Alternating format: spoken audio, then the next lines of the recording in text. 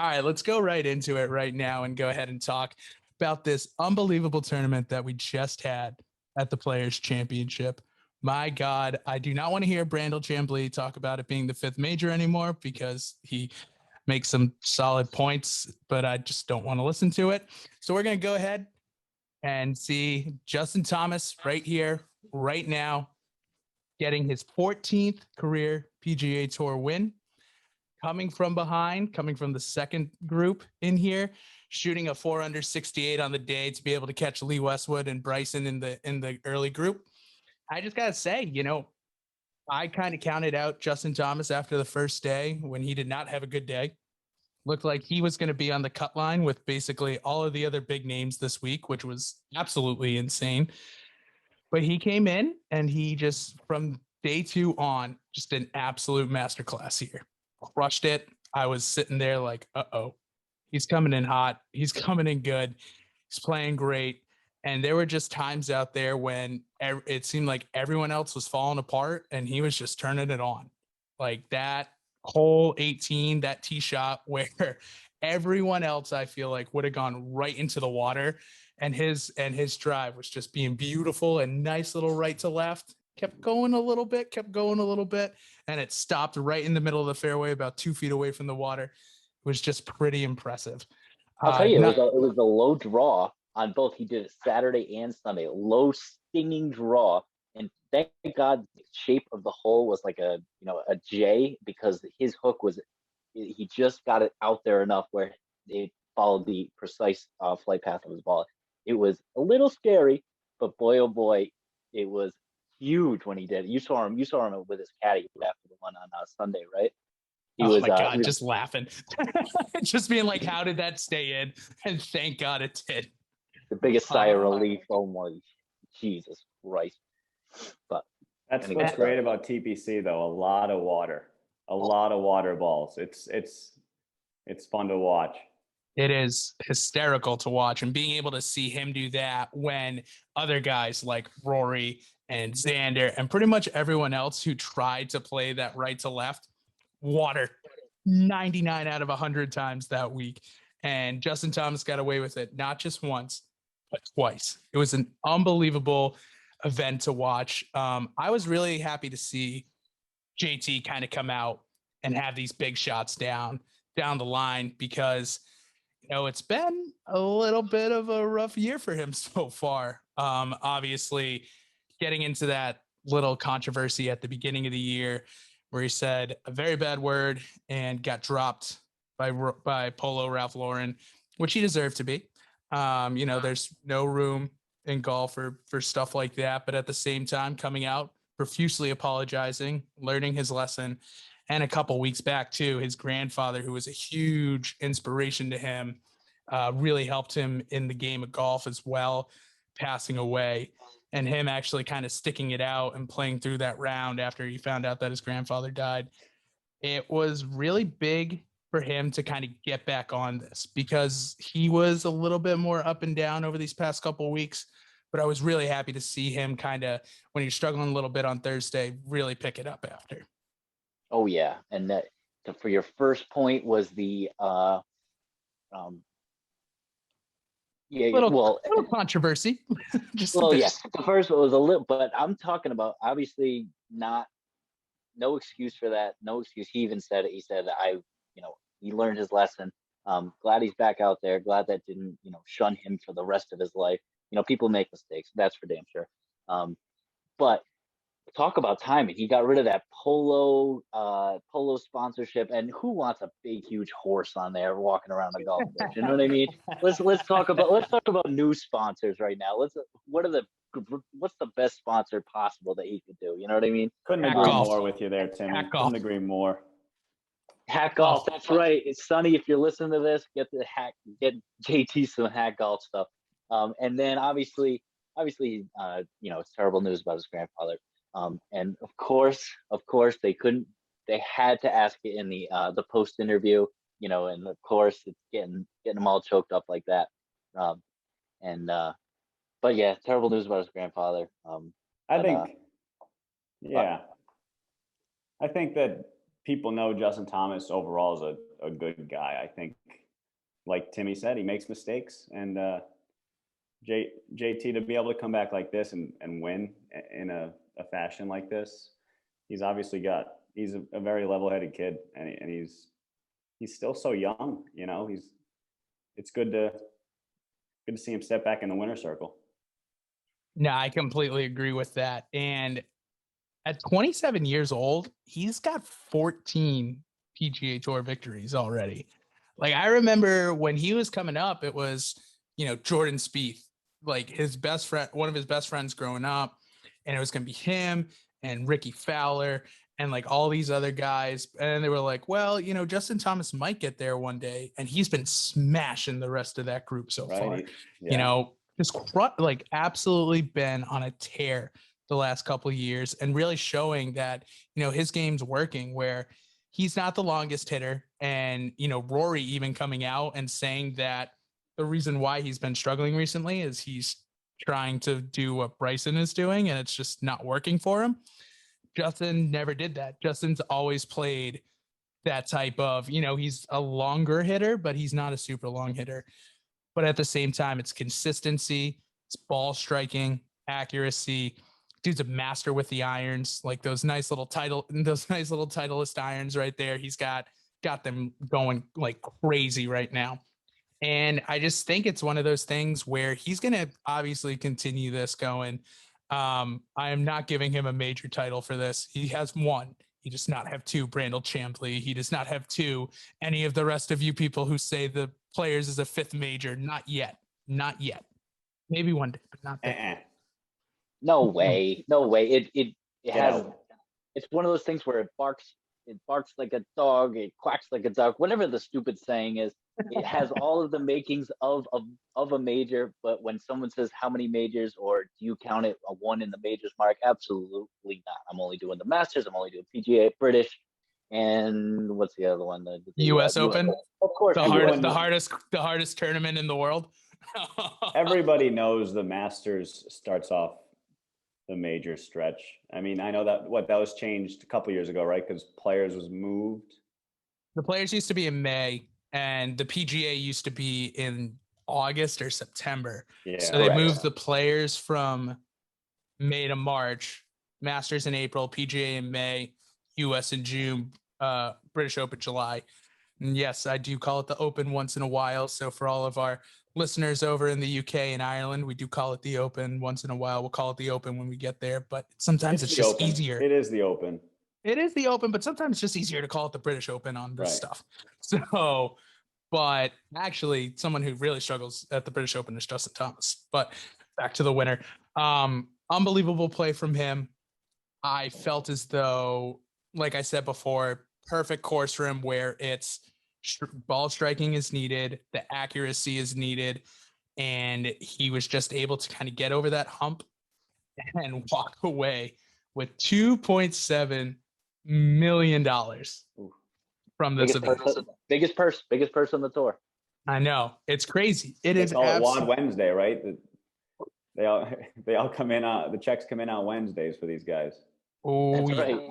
It comes a text right to their phone. It says, "This is how much money you received at the Players Championship or whatever tournament they must be nice." Especially with that Florida zero state income tax right there. So he's doing pretty well on that side. Always good to win in Florida with that.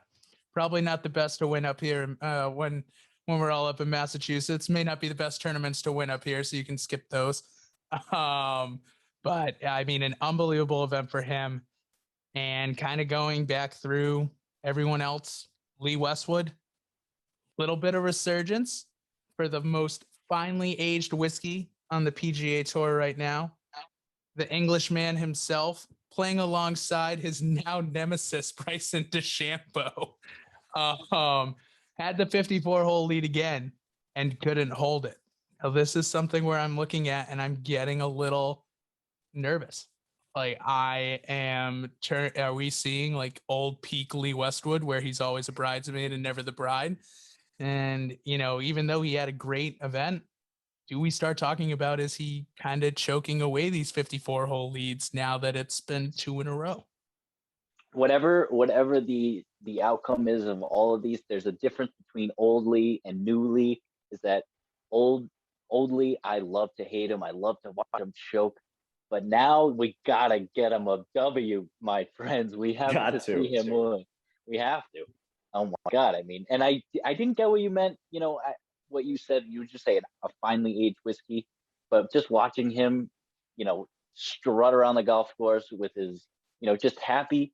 You know, he has matured, and I just love his vibe. I love exactly what he's out there doing. Him and his fiance. You know, he's just having fun out there, and you know, this is icing on the cake for him. That's it. If you look at Lee Westwood in like his mid-20s, like if you think you could run through that guy, you look at that guy now, like right now, I would not want to try and run into Lee Westwood. He is a brick shithouse.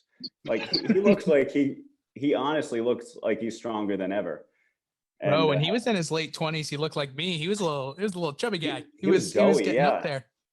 But now, he looks good now. Now he looks built. He looks scary. Like honestly, like and I think he gives less shits. Like he cares less. Like I think that's gonna, like I just feel like he's happier now. Like he's enjoying. I don't know. Like he probably doesn't really feel like he needs to win one that badly. Like he obviously really wants to, but nobody's really expecting him to go out and win. So if he does, I mean, obviously we're rooting for that. Exactly. Yeah, icing on the cake. And it's just crazy to think about it too, because he even said like he stopped, like he is so much more relaxed that his fiance is on the bag with him. Like I would never expect like that type of answer. I would expect it to be like, yeah, I'm more stressed when it's out there because I'm trying to impress her like the entire time and I'm trying to do well.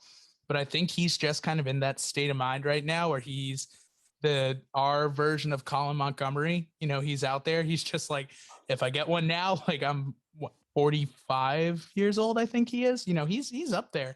He's got the grays coming in. He's looking wonderful. The finely aged whiskey right there. That's all that matters.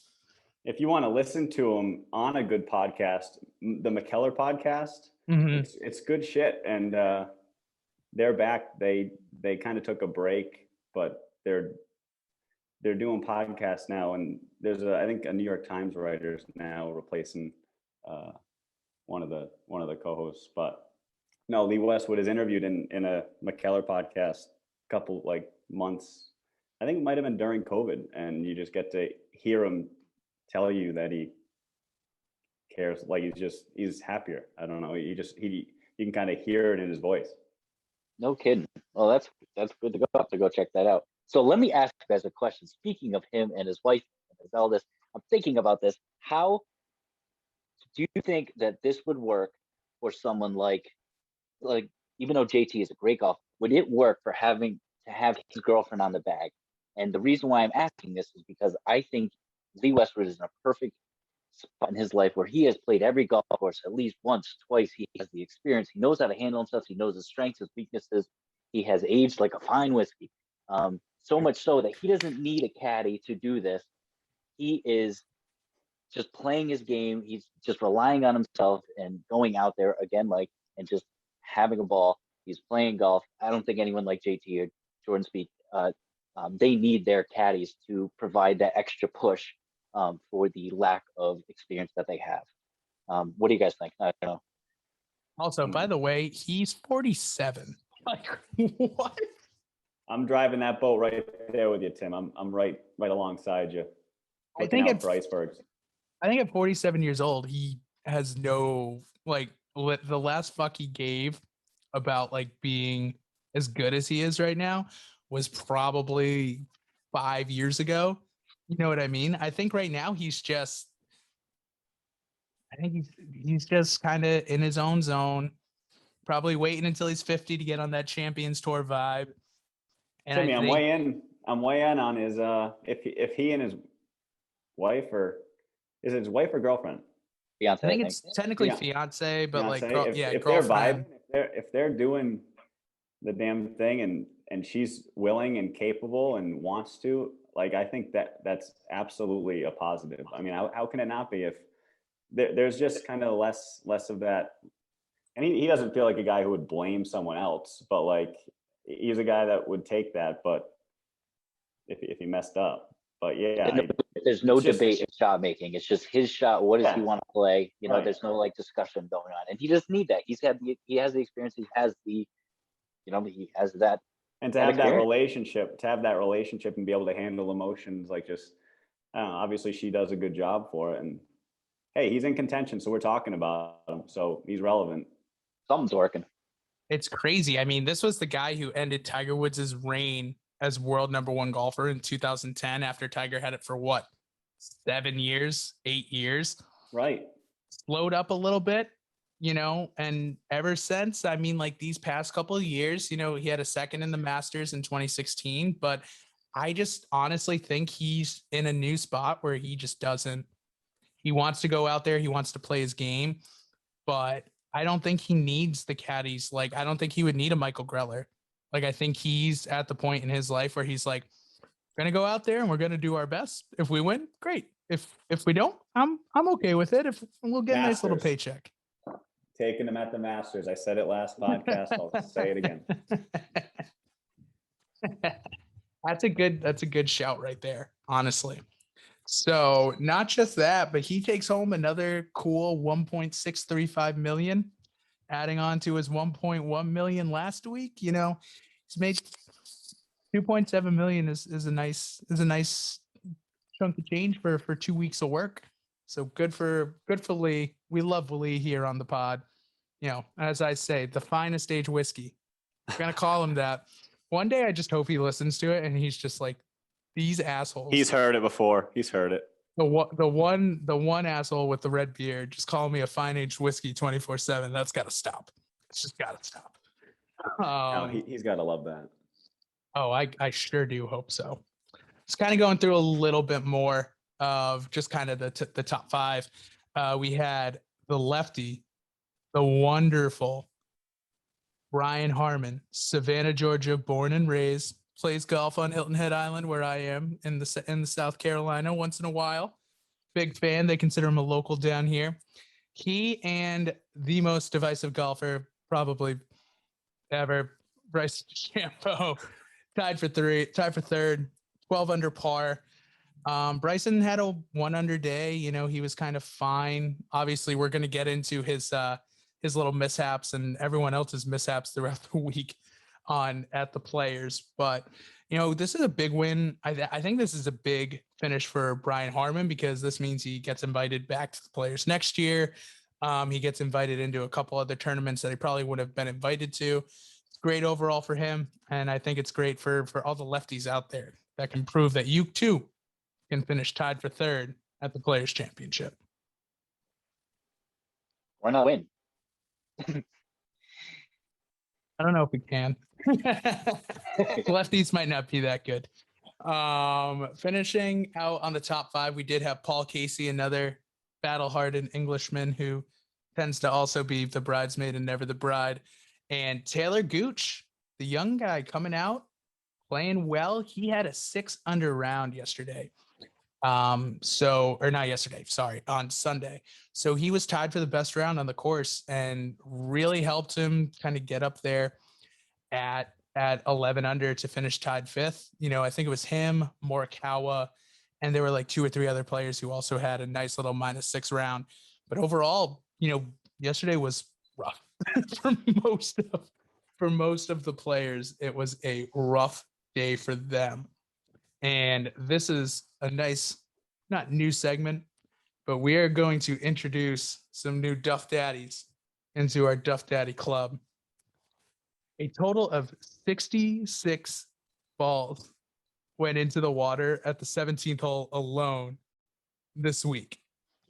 Our first inductee into the Duff Daddy Club is Ben On, who on Thursday put in not 1, not 2, not 3, but 4 balls into the 17th hole into the water. Just could not fix the green, could not get it there. Ended up with an 11. So think about that. He went from even par to 8 over in a snap of his fingers. Well, you know why I like Ben On now? because he did that, he kept good spirits. The PGA Tour on Twitter, I don't know if you guys saw the tweet, but he's like, who out, golfers everywhere, who out there would hit a 12 on 17 at TPC Sawgrass? Ben under his name, commented and tagged his own name and then submitted it for everyone to see. It was it was great. Owning it. It was great. That's owning it. Oh man, it was an absolute day on Thursday. There were 35 balls just on Thursday hit into the water. Like that green, it just seemed like it was a back pin placement, which already right there, like you always try and aim for the middle, but when it's a back pin placement, you think you got to give it a little bit more no matter what. So there were balls just hopping over. Like it was like a couple players would like, put it right next to the pin and it just kept hopping and it kept hopping. And it wasn't soft. It was not soft. Oh boy. Patrick Cantley, I think, hit the little island inlet, which was really funny. Like every time a ball ends up there, it's like you got lucky. You got incredibly lucky. And another addition into our Duff Daddy club is the unbelievable shot that Brendan Todd had on Sunday at 17. Now, this is also a man who hit a hole-in-one, not at 17, but did have a hole-in-one and had an ace during this tournament. He goes out on 17 on Sunday, and he shakes it so bad that it is just an open face slice, and it almost goes in on the other island that is in I the saw pond that. there. Do you know that's in play, by the way? So apparently, like, they can take you with like a boat, and you have to go hit the shot. That is the exact thoughts that went through my head. Yep, the exact thoughts. What did he do? I didn't see it. Oh my goodness gracious. He literally shanked it so bad that it went over the other island with the tree there. Did he hit it off the island or was it gone? Oh, it was gone. Nope, didn't even make it. Like it was one of, if not the worst, like par 3 shots I've ever seen. He comes up and he was just like laughing his ass off. He was just like when you hit that bad of a shot, you just gotta be like, okay. But it came so close. It came so close to that island that it posed the question. It's like, all right, so what happens if it does land on that island? And you just answered it. Apparently, you can play it. You gotta play. You gotta play it from there. Ooh, imagine that, having to hit off that island, which is probably just all pine straw and flowers. You're not holding the green, no matter what. All flowers. Oh, that'd be horrible. So not only did we have those two guys on 17 by themselves, we also had one of the craziest 1-2 combinations off drives I've ever seen in my life. I believe it was hole 3, final round. Bryson DeChambeau steps up, topped it, straight top. Topped it, 3-wood. Topped the 3-wood just right in. Everyone was just like, what just happened? Like literally what just happened? Lee Westwood gets up with his driver, crushes a slice into a hazard. He's got to drop a ball as well. And everyone's just sitting there like, okay, is this final group going to like severely fall apart? Because we had some fall aparts that day. Like I know Doug Gim, I think he shot like a 78 or something like that. He was in the second. He was playing with Justin Thomas, and he had a terrible day. Probably just from inexperience, not being there before, like not being in that big of a, not being in that big of an area. But you just watch that, and Bryson gets up to his ball. He has to take a drop because it went to a hazard. Hey, hits it into the woods, catches the cart path. You're just sitting there. He literally audibly said, "What is wrong with me right now?" Like it is unbelievable being able to watch that. And another big thing, props to the Players Championship for having all of those unbelievable camera angles and having the microphones kind of everywhere so you could actually hear what was going on. So cool. So we'll get into that in a bit too. But those 2 shots, I was just like, this could be I think both of these guys are about to fall apart. And they were very close. Hear that? Did you hear Faraday? So obviously all week they were talking about the better than most. Mm-hmm. All they were doing is better than most. So they both hit those terrible shots. Lee Westwood hits it into the drink, and then so it gets real quiet. And Faraday in his English accent goes, "Well, those were worse than most." That's crazy. Dude, I freaking love David Faraday with that Northern Irish wit just going off on people. It's like, and the funniest part is too, is like David Faraday was a good golfer, but like he wasn't as good as Lee Westwood is. Like he was a very good golfer, but you know, he was just one of those guys that, you know, was a pretty normal PGA Tour guy.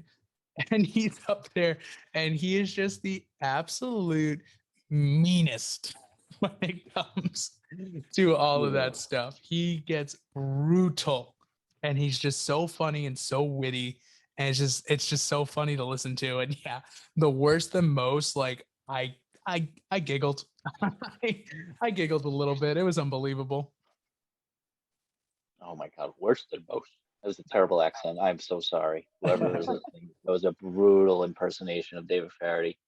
Oh, if you ever listen to this, I'm flattered you listen, but boy, I apologize. I think he would have very, very not kind words for this podcast if he ever listen. This podcast is worse than all. Thanks, David. But you know, having that kind of, speaking of like being able to listen to like all of these different areas, one of the things we saw on Saturday too was Jordan Spieth and Colin Morikawa playing with each other, and Jordan Spieth did not see Rory Sabatini in the middle of the fairway. He thought that he had already played through. The Jordan hits his drive and almost whacks him, like legitimately hits off a tree, and it's right behind Rory Sabatini. Rory Sabatini's is not happy, is very upset, which Rory Sabatini usually is because he just seems like a very prickly person. Goes into the middle of the fairway, puts his arms up, like waves his freaking club all around so Morikawa doesn't hit into him. And then Jordan and Colin Morikawa just have one of the funniest exchanges in between them. It was just unbelievable being able to hear Jordan go, "Did I just hit into Sabatini?" Colin Morikawa's caddy goes, "Yep." He just goes, "Oh God, couldn't pick a worse person to hit into." I knew nothing about Rory Sabatini. That's unbelievable. In his personality, but now we know. Do not get into him. What's great is the past like 2 to 3 minutes, like everybody can relate to this play. I mean, you go out to your local municipal and it's a shit show. I mean, you got duff drives that are going to hazards where you got to drop a ball, and you got guys hitting into one another. I mean, you're right up my alley right now. This is our bread and butter. I was about to say we have that happen to us every time we play Stony Lee. Basically, just getting down. I think it's hole 7 when we're down in the ditch, just balls flying over your head. everyone's rushing and everyone's playing slow, so it's an absolute disaster. Oh man, it was just funny, like being able to hear them, like Jordan Spieth going off and just saying like, well, at least he likes me, and I think I'm one of the only people that he likes on tour. So I laughed out loud at that. And then Colin Morikawa is saying he's a little creepy around his girlfriend. I was like, Jesus. Sabatini is getting dragged and he has no idea. I am sure that after that, he probably did not have very nice words to say to either of them in the clubhouse after they finished their rounds. So good for Colin and Jordan kind of escaping away from that bad boy, because that could have been bad. Well, like golf, if you say you're sorry or whatever, you move on and you focus on your next shot. You know what I mean? We're all human. Know. They're all human too. I don't know if Sabatini would accept their apologies. He was like turned around a couple times and like gave him death stares afterwards. And Jordan just went, "Oh, so it's my fault you hit a bad shot. Okay." And I'm just like, that is the perfect like reaction. Like if I was on the tee box too and I said sorry, like, and then they hit a bad shot and looked back at you, I'm just like, I would have done this. I would have said the same exact thing. The same exact thing.